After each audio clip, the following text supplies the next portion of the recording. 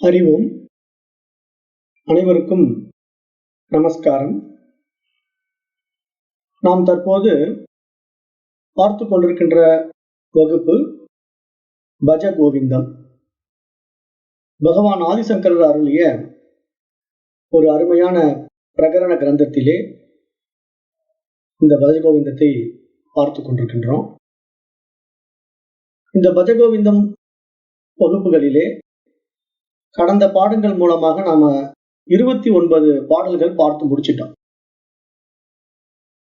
அந்த 29 பாடல்களுக்குள்ளேயும் நிறைய விஷயங்கள் நமக்கு புரிய வச்சார். மொத்தம் 31 பாடல்கள் கொண்டதாக இந்த பஜகோவிந்தம் அமைக்கப்பட்டிருக்கு. இப்போ இன்னும் 2 பாடல்கள் இருக்கு, 30, 31. இப்போ இன்றைக்கு நம்ம அதை பார்த்து இன்றைய வகுப்போடு நிறைவு செய்யலாம். இப்போ 30வது பாடல் பார்ப்போம். பிராணாயாமம் பிரத்யாகாரம் நித்ய விவேக விசாரம் வியாபிய சமேத சமாதி விதானம் பூர்வவதானம் மகத்வதானம்.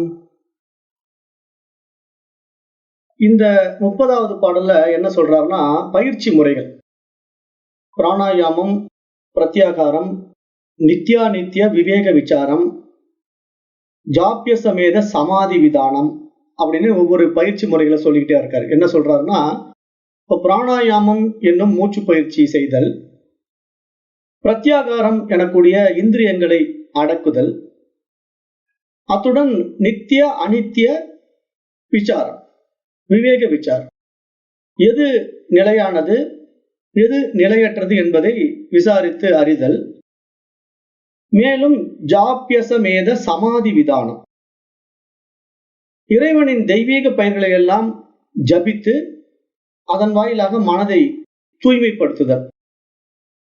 இது போன்ற எல்லா வகையான பயிற்சி முறைகளும் எதற்காக கொடுக்கப்பட்டிருக்கின்றது அப்படின்னு பார்த்தா, மனதை தூய்மையாக்குவதற்காகத்தான். நம்முடைய மனம் பல்வேறு அழுக்குகளால் சூழப்பட்டிருக்கின்றது. அந்த அழுக்குகளை எல்லாம் நீக்கி அந்த மன தூய்மை உண்டாகும் போதுதான் குர்வவதானம் மகத்வதானம். அந்த மனம் தூய்மையான நிலையிலே அந்த ஆதியுடன் இணையக்கூடிய இரண்டற்ற நிலையில் செய்யும் இந்த செயல் விளைவுகளை கொண்டு அந்த மகத்தான அறிவை நாம் அனுபவத்தில் கையாள முடியும் என்பதாக இந்த 30வது ஸ்லோகத்திலே சுட்டி காட்டுகின்றார். அப்ப இங்க என்ன புரிஞ்சுக்கணும் அப்படின்னா, நம்முடைய வேத சாஸ்திரத்துல 2 பிரிவுகள் இருக்கு. நம்ம ஏற்கனவே பார்த்தோம், வேதாந்த பாடம் படிக்கும் போது பார்த்தோம். அதாவது கர்ம காண்டம், ஞான காண்டம் அப்படின்ற 2 பிரிவுகள் இருக்கு. வேதத்திலிருந்து தொகுத்து எடுக்கப்பட்ட 2 பிரிவுகள். அதற்கு 2 ரிஷிமார்கள் இருக்காரு அப்படின்னு நம்ம பார்த்தோம். ஜெய்மினி முனிவர் தான் கர்ம காண்டத்துக்கு முழுசா அதிகாரி. அவர் தான் அதை உண்டாக்கினார். அந்த கர்ம காண்டத்துக்கு அடுத்தது ஞான காண்டத்துக்கு வியாசர் தான் அதிகாரி. இவங்க தான் 2 பேர், 2 மகா ரிஷிகள் தான் அந்த வேத சாஸ்திரத்தை எடுத்து தொகுத்து மக்களுக்கு புரியும் வகையிலே எளிமைப்படுத்தி கொடுத்தார்கள். அப்ப அந்த அடிப்படையில இந்த கர்ம காண்டத்தினுடைய நோக்கம் என்ன அப்படின்னு பார்த்தோம்னா, இந்த கர்ம காண்டம் முழுக்க முழுக்க மன தூய்மைக்கான பகுதி. ஏன்னா அதுல வரக்கூடிய அத்தனை விஷயங்களும் மனதை தூய்மைப்படுத்தி கொண்டால்தான் ஞான காண்டத்திலே நான் அதுவாகத்தான் இருக்கின்றேன் அப்படிங்கிறது நமக்கு அனுபவம் ஆகும். எடுத்த உடனே ஞான காண்டத்துல உட்காந்துக்கிட்டு நம்ம இந்த மாதிரி பாடங்கள் எல்லாம் கேட்டோம்னா புரியாது. காரணம் என்ன, சிறிதாவது பக்தியில நம்ம இருக்கணும். ஆரம்ப நிலையில நம்ம இறைவன்னா யாருன்னு தேடணும், அந்த இறை தரிசனத்துக்காக ஏங்கணும். அந்த ஏக்கம் தான் நம்மளை ஞான பாதைக்கு கொண்டு வரும். எடுத்த உடனே ஞான பாதைக்குள்ள வர முடியாது. ஆனா ஒரு சிலர் விதிவிலக்காக வந்திருக்கிறார்களே அப்படின்னு பார்த்தா, அது பூர்வ பதிவுகள். அவர் ஏற்கனவே முடித்து விட்டார்கள், அதனால எடுத்த உடனே ஞான பாதைக்குள்ள நுழைந்து விட்டார்கள். அப்போ நம்முடைய சாஸ்திரங்கள் எல்லாம் தெளிவா சொல்லுது. அதாவது ஒரு பிறப்பு இறப்புங்கிற சக்கரத்துக்குள்ள நம்ம சுத்திக்கிட்டே இருக்கிறோம் அப்படிங்கிறத தெளிவா சொல்றதுனால நம்ம இந்த மாதிரி பாடத்திட்டங்கள்ல வர்றவங்களுக்கு பிறப்பு இறப்பு விஷயத்தை நம்ம ஆழமாக நம்பித்து ஆக வேண்டியதா இருக்கு. ஏன்னா நம்முடைய ஒவ்வொருத்தருடைய அனுபவங்களும் ஒவ்வொரு மாதிரி இருக்கு இல்லையா? அப்போ அதை பார்க்கும்போது, இப்ப நான் ஏன் இப்படி பிறந்தேன், அவன் ஏன் அப்படி பிறந்தான், நான் ஏன் இப்படி கஷ்டப்படுறேன், அவன் ஏன் அப்படி செல்வாக்கா வாழ்றான் அப்படிங்கிற விஷயங்கள் எல்லாம் நம்ம எதன் அடிப்படையில் ஆராய்ந்து பார்க்கிறோம் அப்படின்னா, அந்த முற்பிறவி அடிப்படையில் தான் ஆராய்ந்து பார்க்கிறோம். ஏன்னா நான் ஏதோ முன்ன பிறந்திருக்கிறேன், அந்த பிறவினுடைய அடிப்படையில நான் கொண்டு வந்த பிராரப்த கர்மாவுக்கு இந்த வாழ்க்கையை வாழ்ந்து கொண்டிருக்கின்றேன். அப்ப இந்த பிறவில எனக்கு இதுதான் கிடைச்சிருக்குது அப்படிங்கிறது நமக்கு புரிய வருது. அப்ப இந்த மாதிரி எல்லாம் நம்ம எப்படி புரிஞ்சுக்கிறோம் அப்படின்னா, இந்த மாதிரி மகான்கள் நமக்கு சொல்லி தரக்கூடிய சாஸ்திரங்களை வைத்துக் கொண்டுதான் நாம புரிந்து கொள்கிறோம். அப்ப அந்த சாஸ்திரம் இப்படிதான் நமக்கு எடுத்து புரிய வைக்குது. அதுல கர்ம காண்டம் தான் முதல்ல நமக்கு இந்த மாதிரி அடிப்படை விஷயங்கள் எல்லாம் எடுத்து புரிய வைக்குது. கர்மானா என்ன, பூஜைனா என்ன, ஜபம்னா என்ன, அப்புறம் அதுல யோக நிலைக்கு வரும்போது பிராணாயாமம்னா என்ன, பிரத்யாகாரம்னா என்ன அப்படின்னு பல வழிகளை நமக்கு கற்றுக் கொடுக்குது. அத நம்முடைய சாஸ்திரம் எப்படி தொகுத்திருக்கு அப்படின்னா, சரியை, கிரியை, யோகம், ஞானம் அப்படின்ட்டு 4 படிநிலைகளாகவும் நமக்கு வகுத்து கொடுத்திருக்கிறது. அப்போ சரியை அப்படிங்கும்போது நமக்கு ஏற்கனவே தெரியும். சரியைனா நம்ம சரீரத்தால் செய்யக்கூடிய சேவை. கிரியை அப்படிங்கும்போது நம்ம மனதினால் செய்யக்கூடிய சில செயல்பாடுகளும் உடலினால் செய்யக்கூடிய செயல்பாடுகளும் சேர்ந்துக்கும். ஏன்னா மந்திர ஜபதபங்கள், பூஜைகள், புனஸ்காரங்கள் எல்லாமே மனமும் உடலும் கலந்து அங்க செய்யக்கூடிய நிலை கிரியை நிலை. யோகம் என்பது இந்த இரண்டுக்கும் அப்பாற்பட்ட இன்னும் கொஞ்சம் உயரிய நிலை. இந்த அடிப்படை நிலையிலிருந்து நம்ம கொஞ்சம் உயரும் போது அப்ப அந்த இறைவன் எப்படிப்பட்டவன், அவனோட நான் இரண்டரை கலக்க வேண்டும் அப்படிங்கிற ஒரு ஆர்வம் நமக்குள்ள எழுந்திருக்கும் போதுதான் யோகத்துக்குள்ளேயே நம்ம நுழைய முடியும். யோகம் என்றால் இணைதல் அப்படின்னு பொருள். அப்ப இணைதல்னா யாரும் இணைகிறது அப்படின்னு பார்த்தா, நானும் இறைவனும் ஒன்றாகுவது. ஏன்னா நான் என்னை இப்ப தனித்துவமாக வைத்துக் கொண்டுதானே பூஜை, ஜபம், மற்ற விஷயங்கள் எல்லாம் செய்து கொண்டிருந்தேன். இறைவனை அறிந்து கொள்ள வேண்டும் என்று ஏங்கினேன். அப்ப அந்த ஏக்கத்துக்கான தெளிவு, விளக்கம் எனக்கு யோகத்துல கிடைக்கும். அப்ப யோகம் மூலமா நான் என்ன பண்றேன், இந்த மாதிரி பயிற்சிகள் எல்லாம் எனக்கு செஞ்சா அந்த நிலைக்கு போக முடியுமா அப்படின்ட்டு தேடுறேன். அதுக்கான முயற்சியை மேற்கொள்றேன். அப்ப அதுல நிறைய யோகிகள் என்ன பண்றாங்கன்னா, மூச்சை அடைச்சி மூச்சை ஒரு விதமா கையாளக்கூடிய கலைகள் எல்லாம் கத்துக் கொடுக்குறாங்க. இந்திரிய கட்டுப்பாட்டுக்கான சில கலைகளை கத்துக் கொடுக்குறாங்க. அப்ப இதெல்லாம் கொஞ்சம் நம்ம தெரிஞ்சுக்கிட்டு எதுக்காக முயற்சி எடுக்கிறோம் அப்படின்னா, மேலும் இந்த உடலை வலுவாக்கி மனதை சீராக்கி இந்த பாதையில நம்ம இன்னும் லகுவா பயணிக்கணும், நிறைய தெரிஞ்சுக்கணும் அப்படிங்கிற ஒரு ஆர்வத்தினால அதை செய்யறோம். அதை யோக முறைகள் நிறைய இருக்கு. ஹட்ட யோகா வரைக்கும் இருக்கு. ஹட்ட யோகாங்கிறது ரொம்ப கடினமான பயிற்சிகள் எல்லாம் இருக்கு. பட் அதெல்லாம் செய்து வாழக்கூடிய ரிஷிகளும் சித்தர்களும் இருந்தாங்க. ஒவ்வொருத்தருக்கும் ஒவ்வொரு விதமான ஆர்வம். ஆனா எல்லாமே கர்ம காண்டத்துக்குள்ளதான் வருது. இந்த 3 விஷயங்களுமே சரியை, கிரியை, யோகம் என்ற இந்த 3 விஷயங்களும் சாஸ்திரத்தினுடைய கர்ம காண்டத்திலேயே அடங்கிடுது. அப்ப அந்த நிலையிலிருந்து நம்ம தயாராகி வந்துட்டோம்னா, நமக்கு அந்த இறைவனோடு இரண்டரை கலக்குவதற்கு என்ன செய்ய வேண்டும் அப்படின்னு அடுத்தது நமக்குள்ள ஒரு கேள்வி எழுந்திருக்கும். ஏன்னா இதெல்லாம் நான் பண்ணிக்கிட்டே இருக்கிறேன், ஆனா பயன் ஒண்ணும் இல்லை, ஏதோ ஒரு அனிச்சை செயலாகவே நான் செய்யறேன் அப்படின்னு நமக்கு புரிய வரும். எப்ப புரிய வரும்னா, அதுக்கு ஒரு பக்குவம் வரணும். அப்பதான் புரிய வரும். எடுத்த உடனே அந்த மாதிரி ஒரு ஃபீலிங் நமக்கு வராது. இப்ப நம்ம அன்றாட சாப்பிடுறோம், டாய்லெட் போறோம், யூரின் போறோம். இப்ப இதெல்லாம் நம்ம ஒரு அனிச்சை செயல் தானே. இதுக்காக நம்ம ஏதாவது ஸ்பெஷலா எஃபர்ட்ஸ் எடுக்கிறோமா? இருங்க நான் யூரின் போயிட்டு வரேன் அப்படின்னு சொல்லி ஏதாவது முக்கியத்துவம் கொடுப்போமா? அது வந்தா போவோம், இல்லைன்னா அதை பத்தி நம்ம கவலைப்பட மாட்டோம். அது மாதிரி ஒரு அனிச்சை செயல் மாதிரி நாளடைவுல என்ன ஆகும்னா, இந்த பூஜை புனஸ்காரங்களும் அப்படிதான் மாறும். நம்ம தினசரி செய்யக்கூடிய பூஜைகள் என்ன ஆகும்னா, அந்த அனிச்சை செயல் மாதிரி ஆயிடும். மணி 5 ஆச்சு, எழுந்து பூஜை பண்ணலாம் அப்படிங்கிற மாதிரி ஒரு மென்டாலிட்டி அதை ஒரு ருட்டீன் ஹேபிட்டாவே நம்ம மாத்திக்குவோம். அந்த பழக்கம் ஒரு வழக்கமாகவே நமக்கு மாறிடும். ஆனா என்ன, அது ஏதோ ஒரு கடமைக்கு செய்வோம், அவ்வளவுதான். அப்புறம் பூஜைகள் எல்லாம் அப்படித்தான் நடக்கும். போக போக பாத்தீங்கன்னா ஆரம்பத்துல தான் அது ஆர்வமா பண்ணுவோம். அப்புறம் அதே ருட்டீனா செய்ய செய்ய ஏதோ அது செய்யணுமே அப்படிங்கிறதுக்காக செய்து கொண்டிருப்போம். அதுல நிறைய சமயங்கள் எல்லாம் போய் தீட்சை எல்லாம் வாங்கிட்டாங்கன்னா அது செஞ்சே ஆகணுமே அப்படின்னு செய்வாங்க. ஏன்னா அந்த தீட்சையை வாங்கிட்டாங்க, அது தப்பா போயிடும் செய்யாமட்டோம்னா அப்படிங்கிற பயத்துல செய்வாங்க. அந்த மாதிரி எல்லாம் ஒரு கூட்டம் இருக்கு. அப்ப இது மாதிரிதான் கர்ம காண்டத்துல பல பயிற்சிகள், பல முயற்சிகள் செய்கின்ற மனிதன் ஒரு குறிப்பிட்ட ஸ்டேஜ்ல ஒரு விவேகத்தை அடையறான். அவனுக்கு என்ன விவேகம் வருது அப்படின்னா, இதெல்லாம் ஒரு தினசரி அனிச்சை செயல் மாதிரி ஓடிட்டு இருக்க, ஒரு பிரயோஜனம் இல்ல, ஒரு இம்ப்ரூவ்மெண்ட்டும் இல்ல, என்னத்தை நான் அடைஞ்சேன், இது வரைக்கும் நான் செஞ்சு என்னத்தை சாதிச்சேன் அப்படின்னு அவனுக்குள்ளேயே ஒரு விவேகம் வரும்போதுதான் கேள்வி எழுந்திருக்கும். அந்த கேள்விதான் எது நித்தியம் எது அனித்தியம் என்பதாக அவனுக்கு புரிய வரும். இங்க உண்மையிலே எது இருக்குது, எது இல்ல, அப்ப எது இங்க நித்தியமா நம்ம செய்ய வேண்டியது இருக்கு, எது இங்க அனித்தியமான செயல்கள் அப்படிங்கிறது நமக்கு புரிய வரும். அப்ப நமக்கு ஒரு விவேகம் வர்றதுனால என்ன ஆகும்னா, இங்க நித்தியமான வஸ்து இறைவன் மட்டும்தான், மற்றதெல்லாம் வந்து போகின்றவைகள், அனித்தியமான விஷயங்கள். நேற்று இருந்தது இன்னைக்கு இல்லை, இன்னைக்கு இருக்கிறது நாளைக்கு இருக்காது. அப்ப இது மாதிரிதான் எல்லாம் நடந்து கொண்டிருக்கு. எத்தனையோ அழிவுக்கும் இந்த இயற்கை உட்பட்டு கொண்டே இருக்கிறது. இதெல்லாம் பார்க்கும்போது நம்ம நிகழ்வுகளை சந்திக்கும் போது சோ இதெல்லாம் சத்தியம் இல்ல, இதெல்லாம் வந்து போகின்ற விஷயங்கள் அப்படின்னு ஒரு தெளிவு வரும்போது, இதற்கு மேலே ஏதோ ஒன்று இருக்கிறது, அதைத்தான் நான் அடைய வேண்டும், அதுதான் நித்திய வஸ்துவாக இருக்க முடியும் அப்படின்ட்டு தேடும் போதுதான் நமக்கு நான் யார் அப்படிங்கிற ஒரு விசாரத்துக்குள்ளேயே நம்ம வருவோம். அதுதான் முடிந்த முடிவு ஞானத்துல சொல்லப்படக்கூடிய விஷயம். அப்ப தன்னை தான் அறிந்து கொள்ள வேண்டும், இறைவன் யார் என்பதை தெரிந்து கொள்ள வேண்டும், இந்த உலகம் எப்படிப்பட்டது என்பது புரிந்து கொள்ள வேண்டும் என்ற ஒரு வேகம் வரும். அந்த வேகம் தான் விவேகமா மாறி அந்த அறியாமைகளை எல்லாம் நீக்கி அந்த ஆத்ம சாட்சாத்காரத்திலே நம்மளை திளைக்க வைக்கும். அப்ப அந்த நிலைக்கு நம்ம வருவதற்கான பயிற்சி முறைகள் இதெல்லாம் அப்படிங்கறத புரிந்து கொள்ளணும் என்பதாக சொல்றார். சரியை கிரியை யோகம்ங்கிற நிலையை கடக்காம ஞானத்துக்குள்ள வருவது ஒரு சிலர் தான் வருவாங்க. மேக்சிமம் வந்து இதெல்லாம் பண்ணித்தான் வரணும். அப்பதான் மனம் வந்து தூய்மையாகும். மனம் சித்த சுத்தி அடைந்தால்தான் அந்த அறிவு பிரகாசிக்கவே முடியும். இதற்கான விளக்கங்கள் நம்ம ஏற்கனவே நிறைய பார்த்துட்டோம். தூய்மையான நீரிலே எப்படி ஒரு முழுமையான சூரிய பிரகாசம் பிரதிபிம்பிக்கின்றதோ அது போல களங்கமற்ற மனதிலே தான் அந்த தூய்மையான அறிவு பிரகாசிக்க முடியும் என்பதாக நம்ம கடந்த பாடங்கள் மூலமாக படித்து தெரிந்து கொண்டோம்.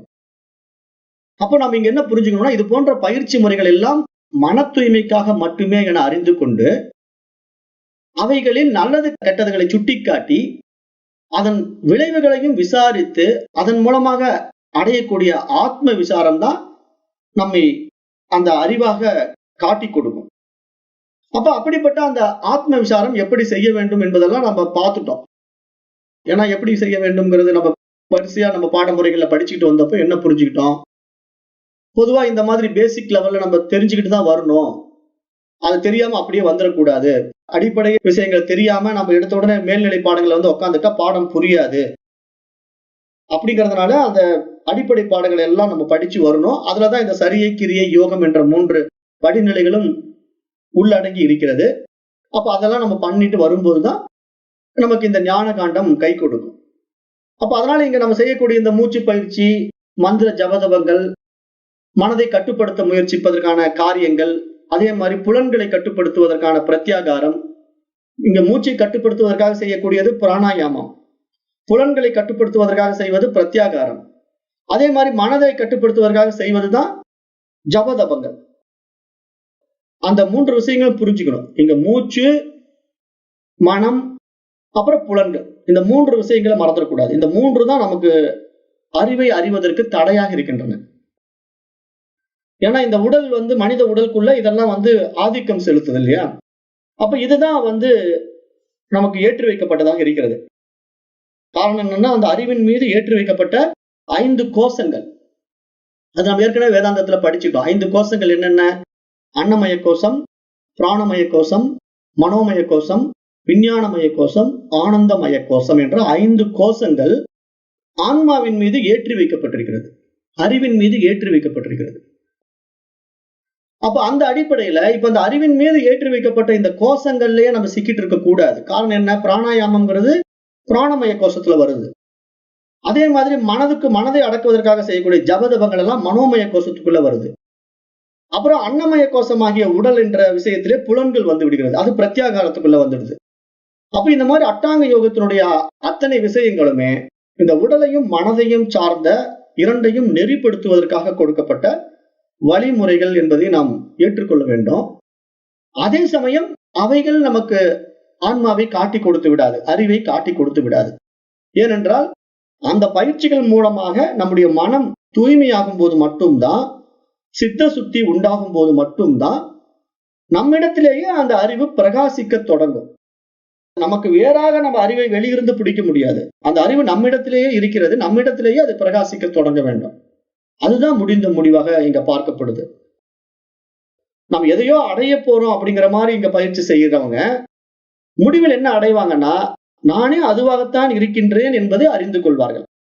அதற்கு முன்னாடி ஏதோ இறைவன் எங்கோ இருக்கிறான், நான் அவனை அடைய போறேன் அப்படிங்கிற ஒரு ஆர்வத்துல இது மாதிரி வேலைகள்லாம் செய்து கொண்டிருப்பார்கள். ஆனா ஞானத்துக்குள்ள வந்துட்டா இங்க தனக்கு வேறாக அடையும் பொருள் ஒன்றும் இல்லை, நானே அதுவாகத்தான் இருக்கிறேன் என்ற அந்த தெளிவு நம்மிடத்துல வந்துவிடும்.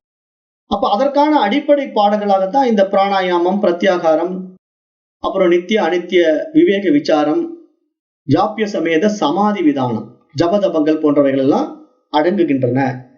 அப்ப இவைகள் எல்லாம் மன தூய்மைக்கான வழிகள் என்பதை அறிந்து கொண்டு அவைகளை தக்க வழிகாட்டியின் மூலமாக புரிந்து கொண்டு இதிலே நல்லது கெட்டது என வகை பிரித்து அறிவதனால் உண்டாகின்ற விவேகத்தின் மூலமாக விசாரத்தை மேற்கொண்டு அந்த விசாரத்தின் வாயிலாக இங்கு நம்முடைய இயல்புக்கு நம்ம திரும்ப முடியும். நான் எதுவாக இருக்கின்றேன் என்று நாம் உணர்ந்து அதுவாகவே நாம் அனுபவமாக்க முடியும். அந்த நிலை தான் இங்க ஆத்ம சாட்சாத்காரம், சமாதி என்று அழைக்கப்படுகிறது. சமாதி என்றால் அந்த ஆதியோடு இரண்டர கலந்து விடுவது, சமமாகி விடுவது என்ற அர்த்தத்துல சொல்லப்படுகிறது. அப்ப எப்போதும் அந்த ஆத்ம நிஷ்டையில் நிற்பது ஒன்றே இங்கு நிலையான தியானம் என்பதாகவும் பார்க்கப்படுகிறது. அப்ப அதைத்தான் நீங்க சொல்லி அதை கவனமாகவும் கருத்துடனும் செய்து அந்த மகத்தான பரமனை அனுபவமாக்க வேண்டும் என்பதாக இந்த 30வது ஸ்லோகத்திலே சொல்லுகின்றார். அதுதான் பிராணாயாமம், பிரத்யாகாரம், நித்திய அனித்திய விவேக விசாரம், ஜாப்பிய சமேத சமாதி விதானம், பூர்வவதானம், மகத்வதானம் என்பதாக புரிய வச்சுட்டார். அப்போ நம்ம அதுல தெளிவா இருக்கணும். ஏன்னா இங்க கர்மகாண்டம், ஞான காண்டம் என்ற இரு பகுதிகளிலும் நாம இருந்துதான் நம்ம தெரிந்து கொள்ள முடியும். அது எடுத்த உடனே ஞானத்துக்குள்ள வந்து நம்ம எல்லாவற்றையும் அனுபவமாக்க முடியாது, அறிந்து கொள்ள முடியாது. ஏன்னா அடிப்படை மனம் அது தூய்மையாகாம ஆன்ம ஞானம் கைகூடாது. ஏன்னா மன தூய்மை இல்லாதவர்களுக்கு ஆத்ம விசாரம் மேற்கொள்ளவும் முடியாது. மனசு வந்து விடாது, விசாரம் பண்ணவே விடாது. தான் செய்வது சரி என்பதாகவே சாதிக்கக்கூடிய மனசு தான் அநேக மக்களிடத்துல இருக்கின்றது என்பதை நம்ம புரிந்து கொள்ள வேண்டும். அதனால அந்த மாதிரி மனசு வந்து எங்கெல்லாம் சிக்கிக்கிட்டு இருக்கு, அது எதிரெல்லாம் போய் மாட்டி ஆசைப்பட்டு அல்லல் பட்டு கொண்டிருக்கிறது அப்படிங்கிறத இது போன்ற உயரிய பாடங்களுக்குள்ள வரும்போது நம்ம விசாரம் பண்ணி பார்க்கிறோம் இல்லையா. மனதனுடைய அஜ்ஞானங்களை எல்லாம் நம்ம அறிய முயற்சி செய்யறோம் இல்லையா. அந்த முயற்சியின் வாயிலாக நம்மிடத்துல ஒரு அறிவு விரிவாகும். அதுதான் விவேகம். அப்ப அந்த விவேகத்துக்கு தான் நித்திய அனித்திய வஸ்து விவேகம் அப்படின்னு சாஸ்திரம் சொல்லுது. எது நித்தியம் எது அனித்தியம் என்பதில் ஒரு மனிதனுக்கு தெளிவு இருக்க வேண்டும். ஏன்னா நித்தியமானது இறைவன் மட்டும்தான். மற்றபடி நம்ம இந்த இறைவனுக்கு வேறாக எதையெல்லாம் அனுபவிக்க ஆசைப்படுறோமோ அத்தனையும் அனித்தியங்கள். அது இன்று இருக்கும், நாளை இருக்காது. எது நம்ம இடத்துல தொடர்ந்து இருக்கும் யோசனை பண்ணி பாருங்க. எது கூட வரும்? எதுவுமே கூட வராது. நமக்கு உறவுகள் ஏதாவது கூட வருமா? அது நித்தியமா இருக்குமா? சாத்தியமே இல்லை. அல்லது நம்ம சேர்த்து வைத்த சொத்துக்கள் நம்ம கூட வருமா? அல்லது அவைகள் நித்தியமாக இருக்குமா? சாத்தியமே இல்லை. அப்ப இதெல்லாம் நம்ம விசாரணை பண்ணி பார்க்கும்போது இவைகள் எதுவுமே நித்தியம் கிடையாது. இவைகள் எல்லாம் அனித்தியம். ஆனால் என்றென்றும் நித்தியமா இருப்பது அந்த இறைவன் மட்டும்தான். அப்போ இந்த இரண்டு விஷயங்கள்ல நம்ம எதை பிடிச்சுக்கணும்? நித்தியத்தை பிடிச்சுக்கணும். அனித்தியத்தை பிடிச்சோம்னா அதல பாதாளத்துல விழுந்துருவோம். ஏன்னா வேற வழியே கிடையாதுல்ல. தவறான ஒரு விஷயத்துல போய் நம்ம தலை கொடுத்துட்டோம்னா அதற்கான தண்டனை நம்ம அனுபவிச்சுதான் ஆகணும். அதைத்தான் சொல்லுது சாஸ்திரம். இதுல எது நித்தியம் எது அனித்தியம் என்பதை விசாரித்து விவேகத்தினாலே விடை கண்டுகொண்டு அதிலே நித்தியத்தை கைப்பிடிப்பாயாக, அந்த நித்திய வஸ்துவை பிடித்துக் கொள்வாயாக. அதை விட்டு அனித்திய விஷயங்களில் ஆசை கொண்டாயானால் அழிவுக்கு உட்படுவாய். அதில் எந்த மாற்றமும் இல்லை என்பதை மகான்கள் தெளிவாக சொல்லிவிட்டார்கள். நாமும் அனுபவத்துல பாக்குறோம் இல்லையா. எப்படிப்பட்ட ஆட்கள் எல்லாம் இருந்தோம். பெரிய பெரிய ஜமீன்தார்கள் கூட இருந்த இடம் தெரியாம போயிட்டாங்க. நம்ம எல்லாம் பெரிய ஆளு அப்படி இப்படின்லாம் பாராட்டினவெல்லாம் கூட இன்னைக்கு இருக்கானா இல்லை இல்லையா. அப்ப இது மாதிரி நம்ம எல்லாம் யோசனை பண்ணி பார்க்கணும். நம்ம கூட எது வரும் எது வராது, இதுல எது நிலையானது எது நிலையற்றது அப்படின்னு நம்ம இந்த மாதிரி பாடங்களுக்குள்ள வந்து விசாரணை செய்து பார்க்கும்போது இங்கு இறைவன் மட்டும்தான் நித்தியமானவன். ஆகவே அந்த நித்தியத்தை பிடித்துக் கொள்ள வேண்டும். அனித்திய விஷயங்களிலே ஆசைப்படக்கூடாது என்றுதான் மகான்கள் நமக்கு அறிவுறுத்துகின்றார்கள். அதுதான் இந்த 30வது ஸ்லோகத்திலே தெளிவுபடுத்துறாரு. ஏன்னா இப்ப நிறைய பேர் இந்த பாடத்திட்டங்கள்ல வர்றவங்களுக்கு இந்த ஆத்ம ஞானம் மட்டும்தான் செய்யணுமாங்க, ஏன் நான் மூச்சு பயிற்சி செய்யக்கூடாதா, நான் வந்து பிராணாயாமம் பண்ணக்கூடாதா, பிரத்யாகாரம் செய்யக்கூடாதா, ஜபம் பண்ணக்கூடாதா, தவம் பண்ணக்கூடாதா அப்படின்ட்டு நிறைய சந்தேகங்கள் இருக்கும். ஆனா இங்க சாஸ்திரம் வந்து அதெல்லாம் பண்ணக்கூடாதுன்னு சொல்லல. அதையெல்லாம் பண்ணுவதனாலே உனக்கு மன தூய்மை தான் உண்டாகும், ஆத்ம ஞானம் உண்டாகாதுன்னு சொல்லுது. அதனால புரிஞ்சுக்கணும். இங்க சாஸ்திரம் வந்து எதுக்குமே எகெயின்ஸ்ட் கிடையாது. ஏன்னா நம்ம சாஸ்திரம் என்ன சொல்லுதுன்னா தெளிவா வேதாந்த சாஸ்திரம் இங்க இருமைகளே கிடையாது. இது உயர்ந்தது அது தாழ்ந்ததுன்னே நீ நினைக்காதப்பா. ஞானம் தான் உயர்ந்தது, பக்தி தாழ்ந்தது அப்படின்னு சொல்லிச்சா நம்ம சாஸ்திரம்? அப்படி சொல்லவே கிடையாது. பக்தியும் ஞானமும் ஒன்றுதான்னு தான் சொல்லுது. அப்ப அதை நம்ம நல்லா புரிஞ்சுக்கணும். ஏன்னா நாம பாட்டு தப்பா புரிஞ்சுக்கிட்டு அந்த ஞானிகள் எல்லாம் அகங்காரிகள், இவர்களுக்கெல்லாம் இறைவனை பத்தி தெரியாது அப்படிங்கிற மாதிரி பேசிக்கிட்டு இருக்க கூடாது. நிறைய பேர் அப்படியும் பேசுறாங்க இல்லையா? அதெல்லாம் புரிதல் இல்லாதவர்கள் பேசுவாங்க. இந்த ஞான பாதையில் வருகின்ற ஞானிகள் அகங்காரிகள், சுயநலவாதிகள், தான் மட்டுமே இருக்கிறேன் என்று சொல்லிக்கொண்டு இந்த உலகத்தை விட்டு விடுகின்றார்கள் அப்படின்னு நிறைய பேர் சொல்றாங்க. ஆனா அப்படியா இங்க சாஸ்திரம் நமக்கு சொல்லி கொடுத்தது? அதை நம்ம யோசிச்சு பார்க்கணும்ல. சாஸ்திரத்துக்குள்ள வராமையே தவறா புரிந்து கொண்டு பேசக்கூடாது. சாஸ்திரத்துக்குள்ள விசாரணை பண்ணி பார்த்தா சாஸ்திரம் என்ன சொல்லுதுன்னா, நீயே எல்லாமாக இருக்கின்றாய். அப்ப எல்லாவற்றிலும் உன்னை நீ காணும் போது அவைகளிடத்திலே உனக்கு அன்புதான் வர வேண்டுமே தவிர அகங்காரம் எப்படி வர முடியும்? அப்ப நம்ம இந்த மாதிரி ஆத்ம ஞான பாதைக்குள்ள தன்னை எல்லாவற்றிலும் காணும் போது நமக்கு அன்பு வந்துடும். அதுதான் உயரிய ஞானம். அந்த அன்புதான் இங்க எல்லாவற்றையும் அனுபவிக்கக்கூடிய ஒரு வாய்ப்பை நமக்கு உண்டாக்கி கொடுக்கும். அப்ப நமக்கு அந்த அன்பினால இருமைகள் நீங்கிவிடும். அது வேறு இது வேறுங்கிற அந்த பேதமை புத்தி இல்லாம போகும். அப்ப அந்த ஒருமித்த தன்மைக்குள்ள நம்ம வரும்போதுதான் இங்க எல்லாம் ஒன்றே என்று புரியும் போதுதான் நம்ம எல்லாவற்றையும் நேசிக்க முடியும். இல்லைன்னா என்ன ஆகும்னா, இந்த இருமைகளை சிக்கி கொண்டிருக்கின்ற மனம் இறைவனில் எப்படி பாகுபாடு வைத்துக் கொண்டிருக்கின்றதோ, எனக்கு சிவன் தான் சிறந்தவன், விஷ்ணு தாழ்ந்தவன் அப்படிங்கிற ஒரு கூட்டம், விஷ்ணு தான் சிறந்தவன், எனக்கு இயேசு பிடிக்காது அப்படின்னு ஒரு கூட்டம், இல்ல எனக்கு அல்லாஹ் தான் அற்புதம், நான் மற்ற மதங்களை நேசிக்க மாட்டேங்கிற ஒரு கூட்டம், இந்த மாதிரி எல்லாம் போய் தன்னை குழப்பிக் கொள்ளக்கூடிய விஷயத்தை இங்கு சாஸ்திரம் சொல்லவே இல்லை. இதெல்லாம் மனதனுடைய வேற்றுமைகள், இருமைகள், இவர்களால் உண்டாக்கி கொண்ட இறைவர்கள், மனிதர்களாக உண்டாக்கி கொண்ட இறைவர்கள் அவர்கள் எல்லாம். ஆனா அந்த இறைவனா இங்க சத்தியம்னா இல்லை, அது மனம் கற்பித்துக் கொண்ட கற்பனை கடவுள்கள். அப்படி கடவுள் இல்லை. இந்த மாதிரி நாம் எதிர்பார்க்கிற உருவத்துல கடவுள் இல்லை. ஆனா அது எல்லாவற்றிலும் நீக்கமர நிறைந்திருக்கிறது அப்படிங்கிறத நம்ம எப்படி தெரிந்து கொள்ள வேண்டும் என்றால், அந்த அறிவாக பிரகாசிப்பதினாலே அது தன்னையே அதில் அறிகின்றதுங்கிறது தான் இங்க விஷயம். ஏன்னா இந்த பாடத்தினுடைய ஹை ஃப்ரீக்வன்சி என்ன அப்படின்னு பாத்தீங்கன்னா, புரிதல் எப்படி வரணும் அப்படின்னா, இந்த பாடத்துல அந்த விசாரத்துல நம்ம ஈடுபடும் போது திரிபுட்டி பார்ப்போம். 3 விஷயங்கள் பார்ப்போம். அறிவு, அறிபவன், அறியப்படும் பொருள் அப்படிங்கிற 3 விஷயங்களை நம்ம திரிபுட்டியில படிச்சிருக்கிறோம் வேதாந்த பாடத்துல. அந்த விஷயத்தை எடுத்து நீங்க கம்பேர் பண்ணி பார்த்தோம்னா, இங்க அறிவு மட்டும்தான் இருக்குது, அந்த ஆன்மா மட்டும்தான் இருக்கிறது. அதற்கு தான் இறைவன் பேரு. அந்த அறிவு, ஆன்மா, அந்த இறைவன் என்ன பண்றாருன்னா, தானே அறிவாக இருக்கிறதுனால அவரே அறிபவனாகவும் இருக்கின்றார். அந்த அறிவே தான் அனைத்தையும் அறியக்கூடியதாக இருக்கின்றது. அந்த அறியக்கூடிய அந்த அறிவே தான் அறியப்படும் பொருளாகவும் இருக்கின்றது, அறியப்படுபவைகளாகவும் இருக்கின்றது. அப்ப அறியப்படுபவைகள் எல்லாம் என்ன? நமக்கு வேறாக இருக்கின்ற இத்தனை பொருட்களும், இத்தனை உயிர்களும், இந்த உலகம் அனைத்தும், இந்த ஒட்டுமொத்த பிரபஞ்சமே அறியப்படுபவையாக இருக்கின்றன. அறியப்படுபவைகள் எப்படி நமக்கு தெரியும்?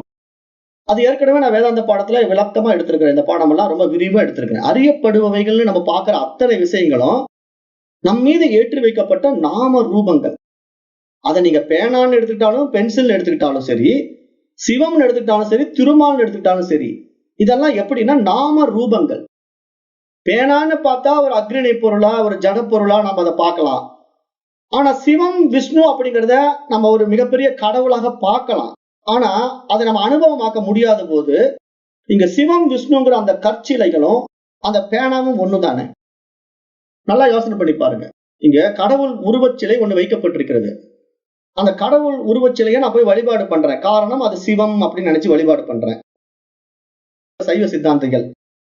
விஷ்ணு பக்தர்கள் போய் அதை திருமால் அப்படின்னு வழிபாடு பண்றாங்க. ஆனா ரெண்டுமே கற்சிலை தான் அங்க வைக்கப்பட்டிருக்கு. கோயில்கள்ல கற்சிலை தான் வைக்கப்பட்டிருக்கு. அப்ப இதை நான் ஜடப்பொருளாக பார்க்காம அதை எனக்கு தலைவன் என்பதாக, இறைவன் என்பதாக பார்ப்பதினாலே அதற்கு நான் மரியாதை கொடுத்து அதற்கு வணக்கம் செலுத்துகின்றேன். ஆனா அதே வகையில் வரக்கூடிய ஜட பொருளாகிய பேனா, பென்சிலை நான் வணங்குவதில்லை, மரியாதை கொடுப்பதில்லை. காரணம் என்ன? என்னுடைய மனதிலே ஏற்றி வைத்திருக்கின்ற எண்ணங்களை சார்ந்து நான் வாழுகின்றேன். எப்படி ஏற்றி வைக்கப்பட்டிருக்கிறது? கோயிலில் இருக்கின்ற சிற்பம் இறைவன், நீ கையிலே புழங்குகின்ற பேனா, பென்சில் எல்லாம் ஜட பொருள் என்பதாக நமக்கு சொல்லப்பட்டிருக்கு. ஆனா சாஸ்திரம் அப்படி சொல்லவே வரல. சாஸ்திரம் எப்படி சொல்லுதுன்னா, இந்த கிருஷ்ணன் தான் இறைவன், இந்த சிவன் தான் இறைவன் எல்லாம் பேசவே பேசாது. சாஸ்திரம் உருவத்தில் இருக்கக்கூடிய கடவுளை பற்றி பேசவே பேசாது. அது எல்லா உருவமும் எல்லா நாமமும் நானே அப்படின்னு தான் பேசும். தனித்த ஒரு உருவத்துல நான் தான் சிவம் அப்படின்னு சாஸ்திரம் சொன்னது கிடையாது. நான் தான் விஷ்ணு அப்படின்னு சொன்னது கிடையாது. அது நாம உருவாக்கி கொண்ட அந்த சமயம் சார்ந்த சாஸ்திரங்கள் தான் அப்படி பிரதான கடவுளாக அதை வைத்து பேசுது. ஆனா அந்த பிரதான கடவுளாக வைத்து அது பேசும்போது கூட, இப்ப விஷ்ணுவை பிரதான கடவுளாக வைத்து வழிபாடு செய்கின்ற வைணவ சம்பிரதாயத்தில் வருகின்ற வைணவ சமயத்துல கூட அந்த விஷ்ணுவையே இறைவனாக வழிபாடு செய்கின்ற உண்மையான பக்தன் அந்த விஷ்ணுவோடு இரண்டரை கலக்கும் போது அவனும் அந்த ஏகத்துவ நிலைக்கு தான் வருவான். அப்ப அது பிரம்மம், அதுவே நான் அப்படின்னு அவனுக்கு புரிய வரும். அது தூய பக்தியினால, உண்மை பக்தியினால தான் உண்டாக முடியும். அப்ப அந்த மாதிரி வந்த மகான்கள் தான் அந்த நிலைக்கு சென்று நானும் அதுவும் வேறு வேறு இல்லை என்ற அனுபவத்திலே அந்த மதம் கடந்து சமயம் கடந்து அதிலே இரண்டரை கலந்தார்கள், இரண்டரை ஒன்றாகினார்கள். ஆனா எப்பெல்லாம் நம்ம மதத்துக்குள்ளேயோ சமயத்துக்குள்ளேயோ சிக்கிக்கிட்டு இருக்கிறோமோ அப்ப நமக்கு மனதில் அந்த இருமைகள் பேதமைகள் இருந்து கொண்டே இருக்கும்.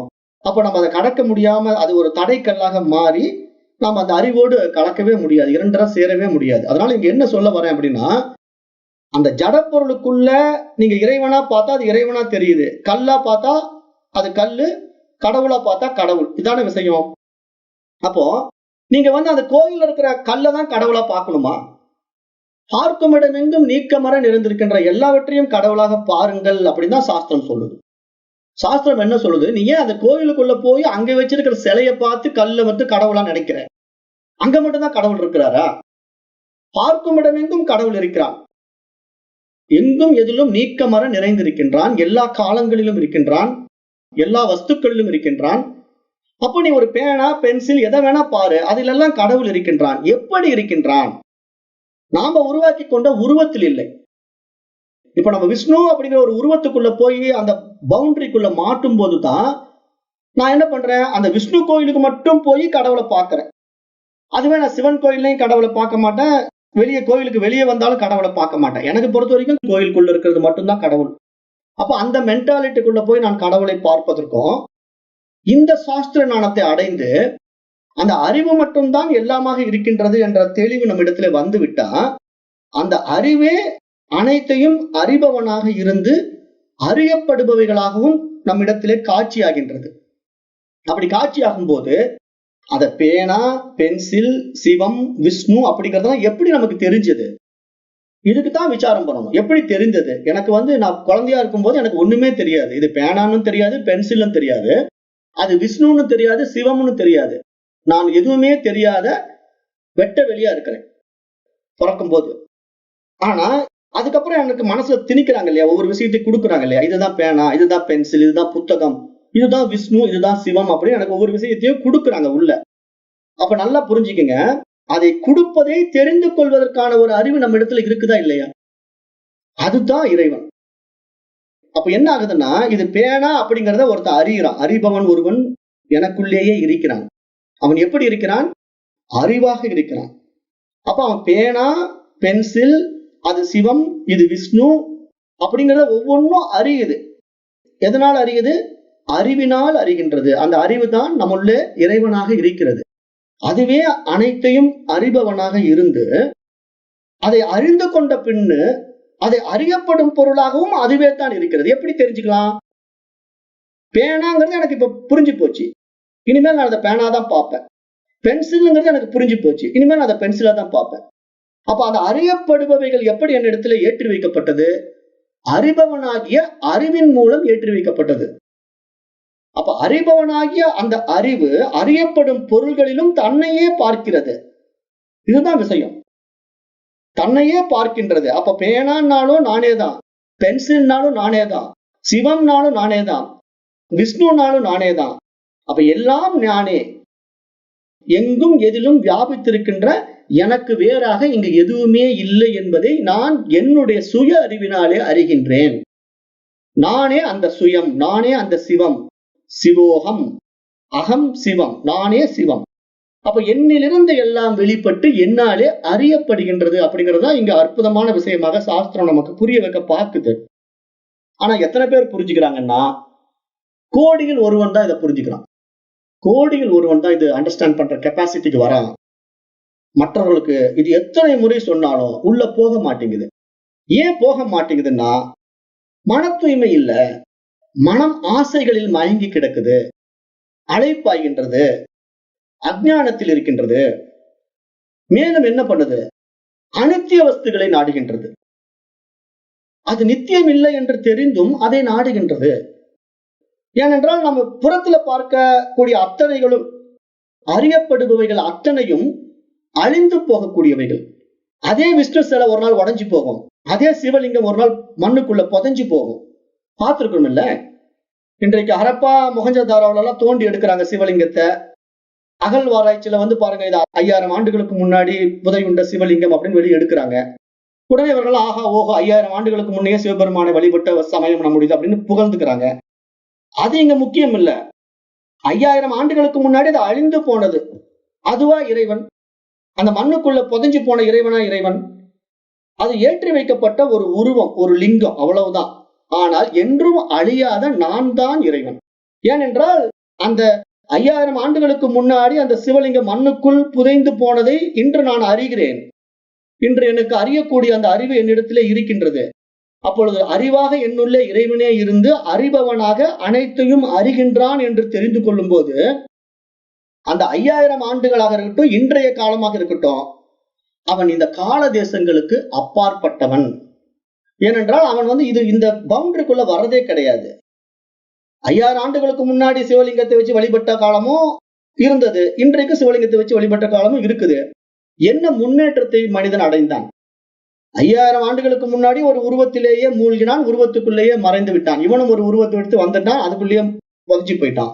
இத்தனை வருடங்கள் கழிந்து ஒருத்தன் வந்தான், அவனும் உருவத்துக்குள்ளேயே இருக்கிறான், உருவத்துக்குள்ளேயே இருந்து அழிஞ்சு போறான். அப்ப இதுதான் இங்க ஆன்ம ஞானமானா? இதெல்லாம் அஞ்ஞானம். ஏனென்றால் வந்து போகின்றவைகள். இந்த மாதிரி மனதிலே ஏற்றி வைக்கப்படுகின்ற அத்தனை விஷயங்களும் வந்து போகின்றவைகள். ஏன்னா நம்ம முஸ்லிம் படையெடுப்புல பாத்தீங்கன்னா, கஜினி முகமது படையெடுத்து வந்தான். ஆப்கானிஸ்தான்ல இருந்து இந்தியாவின் மீது படை தொடுத்தான். அப்ப அந்த முஸ்லிம் ராஜ்யம் நம்ம இந்தியாக்குள்ள நுழையும் போது கர்நாடகாவில அத்தனை கோயில்களை சிதைச்சாங்க. உள்ள அத்தனை சிவலிங்கத்தை உடைச்சாங்க, விஷ்ணு தலங்களை உடைச்சாங்க, ஏகப்பட்ட கோயில்களை சின்ன பின்னமா உடைச்சு எரிஞ்சாங்க.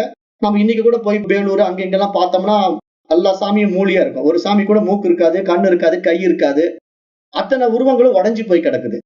அப்ப யோசிச்சு பார்க்கணும், இந்த உருவத்தில் இருக்கக்கூடிய இறைவன் ஏன் தன்னை காப்பாத்தி கொள்ள முடியல? அதே விஷ்ணு தன்னை காப்பாத்திக்க வேண்டியதுதானே, அதே சிவம் தன்னை காப்பாத்திக்க வேண்டியதானே, ஏன் உடைச்சு எரிஞ்சான்? அப்ப இங்க என்ன புரிஞ்சுக்கணும்னா, இது நம் மீது ஏற்றி வைக்கப்பட்ட எண்ணங்கள் தான் இந்த சிலை வடிவங்கள் எல்லாம், இந்த உருவங்கள் எல்லாம். ஆனா நாம என்ன நினைக்கிறோம்? இந்த பேனா பென்சிலை மதிக்க மாட்டேங்கிறோம். இது ஒரு சாதாரண அக்ரிணை பொருள், அல்ப பொருள் அப்படின்னு நினைக்கிறோம். ஆனா கோயில்ல வைக்கப்பட்டிருக்கின்ற விக்கிரகத்தை புனிதமாக போற்றிருக்கின்றோம். சிவம் பெரியது, விஷ்ணு பெரியது அப்படின்னு சமயத்துக்குள்ளவே சிக்கிக்கிட்டு சண்டையிட்டு கொண்டிருக்கின்றோம். ஆனா இந்த மாதிரி சாஸ்திரம் சொல்ல வர்ற விஷயத்தை நம்ம உள்வாங்கி புரிஞ்சுக்கிட்டோம் அப்படின்னா, இங்க சிவம்ங்கிறது கோயில் இல்ல, விஷ்ணுங்கிறது கோயில் இல்ல, பேனாங்கிறது வெளி இல்ல, பென்சிலுங்கிறது வெளி இல்ல, எல்லாமே என்னுள் இருக்கிறது. அதான் நல்லா புரிஞ்சுக்கணும். சிவமோ விஷ்ணுவோ பேனாவோ பென்சிலோ வெளியே இல்லை, எல்லாம் என்னுள் இருக்கின்றது. ஏனென்றால் அனைத்தையும் அறிபவனாகிய அந்த அறிவே நான் தான். அப்ப நானே அந்த அறிவாக, தூய அறிவாக இருந்து கொண்டு அறிபவனாக அனைத்து அறியப்படும் பொருட்களை அறிந்து கொண்டிருக்கின்றேன் அப்படிங்கிற அந்த அனுபவம் நமக்கு என்றைக்கு வருதோ அதுதான் ஆத்ம ஞானம், ஆத்ம சாட்சாத்காரம். அதுதான் இங்க சாஸ்திரம் சொல்ல வர்ற முக்கிய விஷயமாக பார்க்கணும். ஆனா இது எத்தனை பேருக்கும் எத்தனை தடவை எடுத்து சொன்னாலும், எந்த வகையில சொன்னாலும் புரிஞ்சு கொள்ள முடியல அப்படின்னா, அதுக்கு நீங்க என்ன தெரிஞ்சுக்கணும்னா, நம்ம இடத்துல மனப்பக்குவம் இல்ல, மன தூய்மை இல்லை அப்படிங்கறது தெளிவா ஒத்துக்குதான் ஆகணும். நீங்க எத்தனை தடவை சொன்னாலும் எனக்கு புரிய மாட்டேங்குதுங்க அப்படின்னு சொன்னீங்கன்னா, அப்ப மனசை தூய்மைப்படுத்துங்க, மனதில் இருக்கக்கூடிய அழுக்குகளை நீக்குங்க. அஞ்ஞானத்தை போக்குவதற்கான வழி விசாரம் மேற்கொள்ள வேண்டும். நம்ம இடத்துல என்னென்ன தவறுகள் தவறாக பதியப்பட்டிருக்கு அப்படிங்கறது விசாரணை மேற்கொள்ள வேண்டும். அந்த விசாரணை எப்படி மேற்கொள்ள வேண்டும் என்பது இது மாதிரி சாஸ்திரங்களுக்குள்ள வரும்போதுதான் நமக்கு அதுக்கான விடைகள் அதுல கிடைக்கும். ஏன்னா நாமளா தனிப்பட்ட முறையில விசாரம் பண்றது கூட நமக்கு ஒரு விவேகம் வேணும் இல்லையா? எதுவுமே நமக்கு எதை எப்படி செய்யணுங்கிறத சொல்லி கொடுக்காம செய்ய மாட்டோம். ஏன்னா நம்ம அப்படித்தான் பழக்கப்படுத்தப்பட்டிருக்கோம். அப்ப அதனால இந்த மகான்களுடைய பிரகரண கிரந்தங்களை, இந்த நூல்களை எல்லாம் எடுத்து நம்ம படிக்கும் போது நமக்குள்ள ஒரு தெளிவு, ஒரு புரிதல் வரும். ஏன்னா அவர்கள் எல்லாம் வழிகாட்டி கொடுப்பாங்க. நீ இப்படி பண்ணு, இந்த மாதிரி வா, இந்த மாதிரி விஷயத்தை கடைபிடி. அப்படின்னு ஒவ்வொன்றும் நமக்கு சொல்லி கொடுத்து ஒவ்வொரு நாளும் நம்மளை செதுக்கி பக்குவப்படுத்துறாங்க இல்லையா? அந்த பக்குவம் மனசுக்குள்ள போக போக போகத்தான் அந்த பதிவுல மனசு என்ன பண்ணும்னா தன்னுடைய அறியாமைகளை பூரா நீக்கி அந்த அறிவாக பிரகாசிக்கக்கூடிய ஒரு காலம் வரும். ஆனா அது எடுத்த உடனே நடக்காது. அதனால மன தூய்மை மிக மிக முக்கியம் என்பதனாலதான் இந்த பாடல்ல அவர் தெளிவுபடுத்தி பிராணாயாமம், பிரத்யாகாரம், நித்திய அனித்திய வஸ்து விவேக விசாரம், அப்புறம் ஜாப்பிய சமேத சமாதி விதானம், குர்வவதானம், மகத்வதானம் என்று சொல்றார். அப்ப இதெல்லாம் என்னன்னா மன தூய்மைக்கான பாதைகள். இதன் மூலமாக நீ மனதை தூய்மைப்படுத்திக்கொள். இதை தூய்மைப்படுத்திக் கொண்டாயானால் இங்கு அறிவேதான் ஒன்று மட்டும்தான் இருக்குது. அதுவே அறிபவனாகவும் அறியப்படுவையாகவும் இருந்து எல்லாமாக பிரகாசித்துக் கொண்டிருக்கின்றது. அப்ப எனக்கு அந்த இருமைகள் இல்லாமல் போய்விடுகின்றது. அந்த ஆத்ம சாட்சாத்கார நிலையில நான் பேனாவிலையும் என்ன பார்ப்பேன், பென்சில்லையும் என்ன பார்ப்பேன், சிவத்திலையும் என்ன பார்ப்பேன், விஷ்ணுவிலையும் என்ன பார்ப்பேன். ஏன்னா எனக்கு வேறாக எதுவும் இல்லை, எல்லாம் என்னுள்ளே இருக்கிறது. அதைத்தான் போன தடவை நான் பாடம் எடுக்கும்போது கூட இப்படி பிரிச்சு சொல்லாம நான் இந்த பிரபஞ்சத்தில் இருப்பதை போல இந்த பிரபஞ்சம் என்னுள் இருக்கிறது அப்படிங்கிற மகா வாக்கிய உபதேசத்தையே நான் ஒரே லைன்ல சொன்னேன். சரி, அப்படி சொல்லும் போது அண்டர்ஸ்டாண்ட் பண்றது கஷ்டமா இருக்குது. ஏன்னா அது எப்படிங்க இந்த ஹோல் யூனிவர்ஸல எனக்குள்ள இருக்க முடியுமா அப்படின்னு மனசை ஒத்துக்க மாட்டேங்குது. மனசு என்ன சொல்லுதுன்னா, நான் வேணா இந்த பிரபஞ்சத்துக்குள்ள இருக்கிறேன், அதை நான் ஏத்துக்கிறேன். ஆனா இந்த பிரபஞ்சமே எனக்குள்ள வருதுங்கிறது எப்படிங்க ஏத்துக்க முடியும்? இவ்வளவு பிரம்மாண்ட பிரபஞ்சம் அது எனக்குள்ள வருமா அப்படின்னு மனசு கேள்வி கேட்குது. ஏன்னா மனசு எப்படி பாக்குது அந்த பிரபஞ்சத்தை? நாம ரூபங்கள்ல பாக்குது இல்லையா? அப்ப இது இவ்வளவு பெரிய உருவம் நமக்குள்ள பூதுமா? அப்ப இதெல்லாம் சாத்தியம் இல்லை அப்படின்னு அது பார்த்துட்டு அதை என்ன பண்ணுது? ஒதுக்கிடுது, நெக்லெக்ட் பண்ணுது, இது வேண்டாம் அப்படின்ட்டு. ஆனா விசாரணை பண்ணி பாத்தீங்கன்னா, விவேகத்தினால விசாரணை பண்ணி பாத்தீங்கன்னா, இப்ப இந்த யூனிவர்சல்ல நம்ம பார்க்கக்கூடிய கோடான கோடி நட்சத்திரங்களும் கிரகங்களும், அந்த கிரகத்துல பூமிங்கிற ஒரு பந்தும், அந்த பூமிங்கிற பந்துக்குள்ள பார்க்கின்ற பல்வேறு ஜீவராசிகளும், அதுல ஜட பொருள்களும், மேலும் நம்மால் படைக்கப்பட்ட கடவுள்களும் எல்லாம் நம்மால் தான் அறியப்படுகிறது. ஏனென்றால் நான் ஒருத்தன் இருக்கிறதுனால தான் என்னுடைய அறிவு பிரகாசம், அந்த தூய அறிவு அறிபவனாக இருந்து அனைத்தையும் அறியப்படுபவைகளை அனைத்தையும் அறிந்து கொள்கின்றது அப்படிங்கிற அந்த தெளிவு நம்ம இடத்துல வந்துட்டா அப்ப புரிஞ்சு போயிடும். ஓ, இதுக்கு பேரும் வடிவமும் தான் நான் வச்சுக்கிட்டு இருக்கிறேன். ஆனா இது எல்லாம் எனக்குள்ளதான் இருக்குது. ஏன்னா பேனான்னு ஒரு விஷயத்த சொல்லுவதற்கு முன்னாடி எனக்கு பேனாவை பத்தி தெரியாது. நான் சின்ன குழந்தையா பிறந்த உடனே என்ன அம்மா கை குழந்தையா வச்சுக்கிட்டு இருந்தப்போ எனக்கு பேனான்னா என்னன்னு தெரியாது, பென்சில்னா என்னன்னு தெரியாது. நல்லா மீண்டும் சொல்றேன், பேனானா என்னன்னு தெரியாது, பென்சில்னா என்னன்னு தெரியாது, சிவம்னா என்னன்னு தெரியாது, விஷ்ணுன்னா என்னன்னு தெரியாது. அப்படித்தான் நான் இருந்தேன் சின்ன குழந்தையில. ஆனா நான் வளர வளர என் மீது இத்தனையும் ஏற்றி வைக்கப்பட்டிருக்கிறது. எத்தனையும்? பேனாவில தொடங்கி, பென்சில்ல தொடங்கி, சிவம்ல தொடங்கி, விஷ்ணுவில தொடங்கி, இந்த ஹோல் யூனிவர்சலே என் மீது ஏற்றி வைக்கப்பட்டிருக்கிறது. அப்ப நான் பிறக்கும் போது வெட்ட வெளி ஒன்றுமற்ற நிலையில் இருக்கிறேன். ஆனா அத்தனையும் என் மீது ஏற்றி வைக்கப்படும் போது இந்த பிரபஞ்சமே என் மீது ஏற்றி வைக்கப்பட்டதுனால எல்லாம் எனக்கு தெரியுது. வானமண்டலத்துல பார்த்த உடனே ஓ அது சூரியன்கிறேன், இது சந்திரன்கிறேன், அப்புறம் இது சிவம்ங்கிறேன், அதை விஷ்ணுங்கிறேன், இது பேனாங்கிறேன், அதை பென்சில்ங்கிறேன். அப்ப இதெல்லாம் என்ன? நாம உருவாக்கி கொண்ட நாம ரூபங்கள். ஆனால் இந்த நாம ரூபங்கள் எல்லாம் என்னிடத்திலேயே இருப்பதினால, எனக்கு வேறாக இது இல்லை என்பதனாலே இந்த ஒட்டுமொத்த பிரபஞ்சமும் எனக்குள்ளே இருக்கின்றதுங்கிற அந்த மகா வாக்கியம் தெளிவாகின்றது.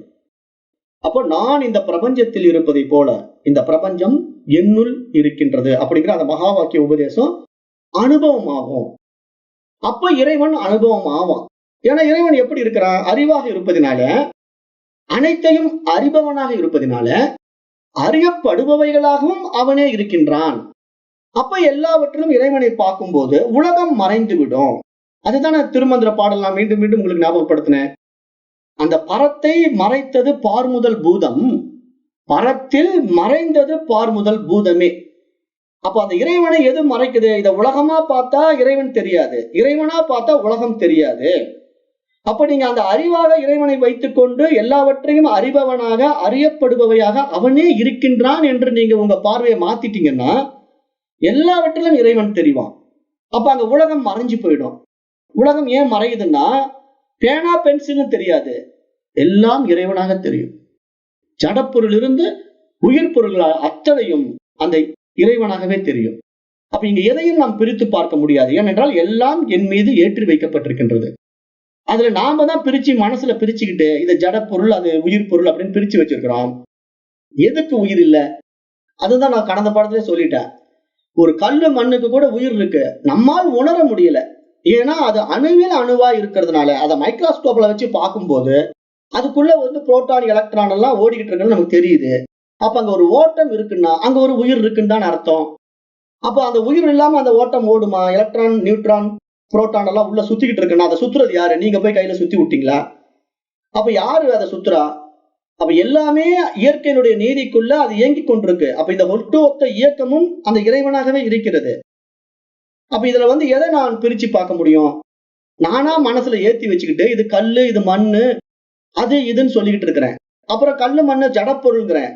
அப்புறம் இறைவன் உயிர் பொருளுங்கிறேன். ஆனா நான் என்ன பண்றேன்? கல்லைதான் வணங்குறேன். பேச்சுதான் மாத்தி மாத்தி பேசுறேன். வெறும் கல்லை பார்த்துட்டு கல்லுங்கிறேன், மண்ணுங்கிறேன். அதே கல்லுல சிலையை செஞ்சு கோயிலுக்குள்ள வச்சுக்கிட்டு கடவுளுங்கிறேன். அப்ப கொஞ்சமாவது சிந்திச்சு பார்க்கணும். விவேகம் உள்ள மனிதன், சிந்திக்க தெரிந்தவன், தன்னுடைய பகுத்தறிவினாலே நான் என்ன செய்து கொண்டிருக்கின்றேன் என்று விசாரணை செய்து பார்த்தான் என்றால் அவன்தான் விவேகி. அவன்தான் இந்த பாடத்திட்டங்களுக்கு தகுதியானவன். மற்றவர்களெல்லாம் வர முடியாது இந்த பாடத்துக்கெல்லாம். ஏன்னா இதெல்லாம் ஹையர் டிகிரி.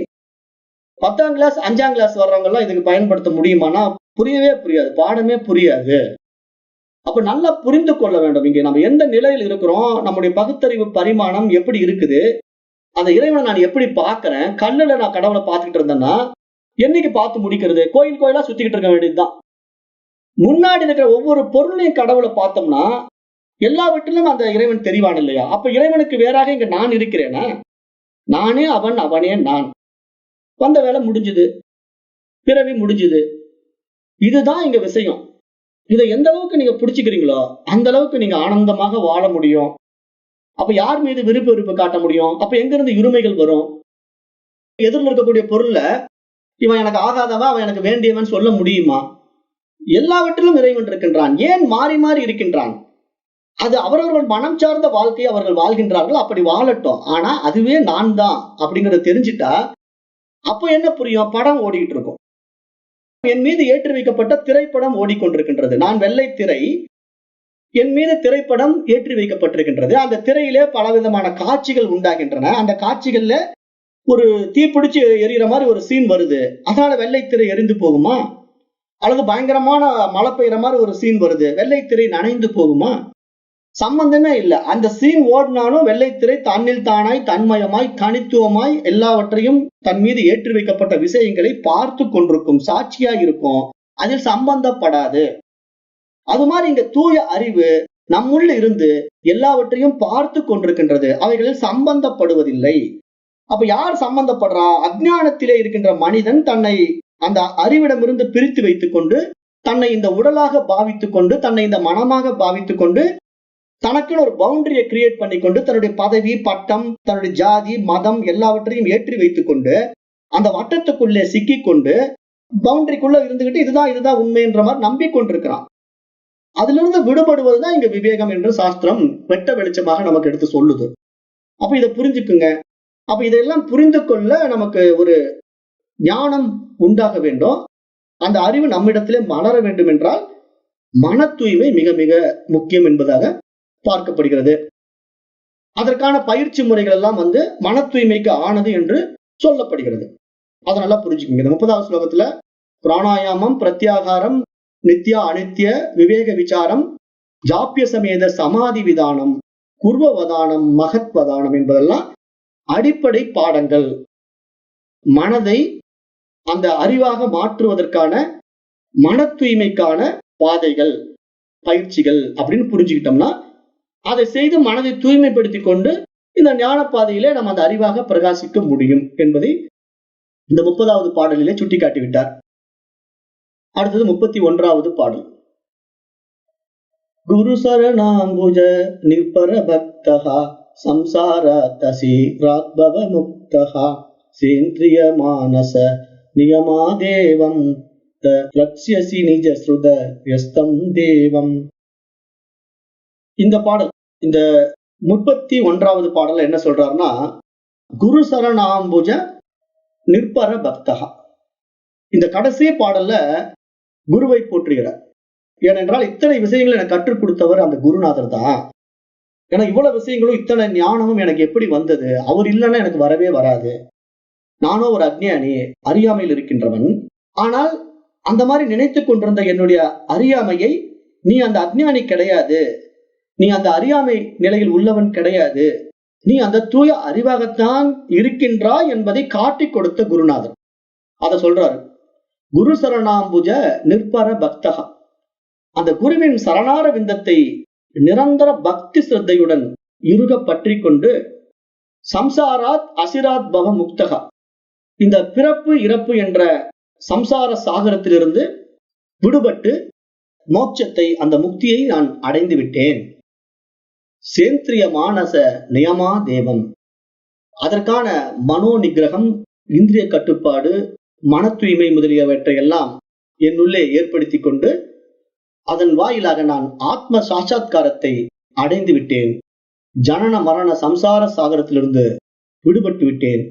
என் இதயத்தினுள்ளே என்றென்றும் நிரந்தரமாய் அந்த ஆத்மஸ்வரூபம் பிரகாசித்துக் கொண்டிருப்பதை நான் அனுபவித்துக் கொண்டிருக்கின்றேங்கிற மாதிரி முடிச்சிட்டார். தக்ஷசி நிஜஸ்ருத யஸ்தம் தேவம், எல்லாவற்றிலும் அந்த இறை சுரூபத்தை நான் அனுபவமாக்கி விட்டேங்கிற மாதிரி அந்த கடைசியா குருவுக்கு ஒரு வந்தனம் சொல்லி குருவை வணங்கி இந்த 31வது ஸ்லோகத்திலே அந்த இறைத்தன்மைக்குள்ளே நான் இரண்டர கலந்து விட்டேன் அப்படிங்கிற மாதிரி முடிச்சிட்டார். அப்போ இப்ப நம்ம இங்க நல்லா புரிஞ்சுக்கிறோம், நம்ம எந்த ஒரு காரியம் செய்யும் போதும் அந்த குருவினுடைய அருள் பரிபூரணமாக கிடைக்க வேண்டும் என்பதாக புரிந்து கொள்ள வேண்டும். மேலும் இந்த குரு அப்படிங்கிறதும் அந்த அறிவு என்ற இறைவனும் வேறு வேறு கிடையாது. எப்படி புரிஞ்சுக்கணும் அப்படின்னா, அதுக்கு சாஸ்திரமே சொல்லுது, குருர் பிரம்மா குருர் விஷ்ணு குருர் தேவோ மகேஸ்வரஹா குரு சாட்சாத் பரபிரம்மா தஸ்மை ஸ்ரீ குருவே நமஹ. அப்ப என்ன இங்க சொல்ல வருதுன்னா, இந்த மாதிரி ஒரு அறிவு, அந்த அறிவாகத்தான் நான் இருக்கின்றேன் என்பதை அதே அறிவு இன்னொரு உடலின் மூலமாக எனக்கு அறிவுறுத்துகின்றது. அப்ப அந்த அறிவை இன்னொரு உடலின் மூலமாக வந்து எனக்கு அதை அறிவுறுத்துகின்றதுனாலே அதை நான் வந்தனம் செய்கின்றேன், என்னுடைய குருவை நான் வணங்குகின்றேன் என்று அந்த ஒரு விஷயத்தில் மட்டும் தான் இருமை இருக்க வேண்டும். வேற எந்த விஷயத்திலும் இருமைகள் வரக்கூடாது. ஏனென்றால் நாம தன்னை அறிந்து கொள்வதற்கு முன்னாடி அஞ்ஞானத்திலே இருந்தேன், நான் யார் என்று என்னை தெரியாமல் இருந்தேன். அதனால என்னை அறிவிக்க வந்த அந்த அறிவே குருவாய் என் முன்னால் இருக்கின்றது. அப்ப அந்த அறிவே என் முன் குருவாக இருப்பதினாலே அந்த குருவை நான் வணங்கித்தான் ஆக வேண்டும். ஏனென்றால் அதுதான் என்னை காட்டி கொடுக்க போகின்றது. அதனால் என்னுடைய வந்தனம், என்னுடைய நமஸ்காரம், என்னுடைய சரணம் என்று அவரை போற்ற வேண்டும். அப்படி போற்றும் போதுதான் அந்த குரு கிருபை நம்மிடத்திலே உண்டாகி அந்த அறிவு நம்மிடத்திலே பிரகாசிக்கும். எப்படி குரு கிருபை நம்மிடத்திலே உண்டாகுது அப்படின்னா, நம்முடைய அஜ்ஞானத்தை பூரா குரு தான் நீக்கி வைக்கிறார். நம்ம இதெல்லாம் உண்மை, இது சத்தியம் அப்படின்னு நினைச்சுக்கிட்டு இருந்தோம். எதெல்லாம் உண்மை, எதெல்லாம் சத்தியம் நான் ஓடிக்கொண்டிருந்தேனோ அதையெல்லாம் உண்மை அல்ல என்று எனக்கு புரிய வைத்தார். நீ நினைக்கிறதெல்லாம் உண்மை கிடையாது, சாஸ்வதம் கிடையாது, சத்தியம் கிடையாது, அதெல்லாம் அனித்தியம். அது இன்று இருக்கும், நாளைக்கு இல்லாம போகும். அதை நீ சத்தியம் என்று நாடிக்கொண்டு அதன் பின்னாடி ஓடிக்கொண்டிருந்தா நீ வந்த வேலையை முடிக்க முடியாது. ஆகவே இது அனித்திய பொருளின் மீது ஆசை கொள்ளாதே, நித்திய பொருளாகிய அந்த இறைவனை பற்றிக்கொள் அப்படின்னு சொல்லி நமக்கு அந்த இறைவனை பற்றிய அத்தனை விஷயங்களும் நமக்கு புரியுற மாதிரி எடுத்து சொல்லி அந்த இறைவனோடு நம்மை இரண்டர கலக்க வைக்கின்றார். அதற்கு தான் குரு தேவைப்படுகின்றார். அப்ப அப்படிப்பட்ட சத்குருவும் சாஸ்திரமும் நமக்கு துணை புரிந்து நம்மை காட்டி கொடுத்து விடுகின்றது, நம்மை அந்த தூய அறிவாக காட்டி கொடுத்து விடுகின்றது. அப்படிப்பட்ட சாதுவாகிய சத்குருவின் அருள் கிடைத்து விட்டால் ஆத்ம சாட்சாத்காரம் உடனே உண்டாகிவிடும். அப்போ அதற்கு குரு மட்டும்தான் வழிகாட்ட வேண்டும். குருவருள் இல்லையேல் திருவருளும் இல்லை. இது மகா வாக்கியம். குருவருள் இல்லை என்றால் திருவருள் இல்லை என்று ஏன் சொல்லப்படுகிறதுனா, திருன்னா இறைவன், குருன்னா அறிவன். அப்ப இறைவன் அங்கு குருவாய் தன்னை அறிவிக்கின்றான். அப்ப இறைவனே என்ன பண்றான்னா, அங்க இறங்கி வரான், தன்னை அறிவிப்பதற்காக இறங்கி குருவாக நின்று தன்னை காட்டி கொடுக்கின்றான். தன்னை காட்டி கொடுக்கின்ற பொழுது நீயும் நானும் வேறு வேறு இல்லை என்பதை சுட்டி காட்டுகின்றான். அதுக்கப்புறம் தான் நம்ம அங்க இணையும் போதுதான் அங்கு இறைவனும் நானும் ஒன்றாக முடியும். அதுக்கு முன்னாடி இறைவனும் நானும் ஒன்றாக முடியாது. அந்த இருமைகள் இருக்கும், மனசுல ஏற்றத்தாழ்வுகள் இருக்கும். அந்த நிலைப்பாட்டில் தான் குருவை கூட நம்ம அணுகுவோம். குருவை கூட நம்ம இருமைகளால் தான் அணுகுவோம். ஆனா அந்த இருமைகளால் அணுகி குருவினிடம் நாம் விசாரத்தை மேற்கொள்ளும் போது அந்த குரு நம்மை காட்டி கொடுத்தவுடன் அந்த குருவே என்னுள் வந்து விடுகின்றார். அந்த குருவும் நானும் வேறு வேறு இல்லை. அதுக்கு பிறகு என்னுள் வந்த அந்த குரு எப்படி இருக்கிறார்? தூய அறிவாய் இருக்கின்றார். அந்த அறிபவனாக இருக்கின்றார். அவரே அறியப்படுபவையாகவும் இருக்கின்றார். அப்ப நான் பார்க்கும் இடமெங்கும் நீக்கமற என்னையே நான் காணுகின்றேன். எல்லாவற்றிலும் என்னையே நான் கண்டு ஆனந்தம் அடைகின்றேன். இந்த ஆனந்தத்தை வார்த்தைகளால் வர்ணிக்க முடியாது. ஏனென்றால் எங்கும் எதிலும் நான் வியாபித்திருக்கின்றேன். தூய அறிவாக வியாபித்திருக்கின்றேன். நான் போய் ஒரு விவகாரத்துக்குள்ள சிக்கிக்கிட்டு இந்த உடல் தான் நான், இந்த மனம்தான் நான் என்று நினைப்பது அஞ்ஞானம். ஆனால் அந்த உணர்வு தான் நான், அந்த அறிவு தான் என்று நினைப்பது ஞானம். அப்ப இங்க நான் அந்த அறிவு, அந்த உணர்வு என்பதை உணரும் போது அந்த ஆனந்தத்திற்கு எல்லையே இல்லை. அந்த நிலை தான் இங்கு தியான நிலை, சமாதி நிலை என்பதாக சாஸ்திரம் சுட்டி காட்டுகின்றது. அப்ப அதை நல்லா புரிஞ்சுக்குங்க. இங்கு தியானம் அப்படின்னா எப்பொழுதும் என்னையே நான் சதா தியானித்துக் கொண்டிருக்கின்றேன். எல்லா காலங்களிலும், எல்லா நேரங்களிலும், எல்லாவற்றிலும் நான் என்னை தியானித்துக் கொண்டிருக்கின்றேன். பார்க்கும் இடமெங்கும் நீக்கமற நானே நிறைந்திருக்கின்றேன். அப்ப என்னையே நான் அனுபவித்துக் கொண்டிருக்கின்றேன். அதுதான் திருமந்திரம் சொல்லக்கூடிய பாடல்.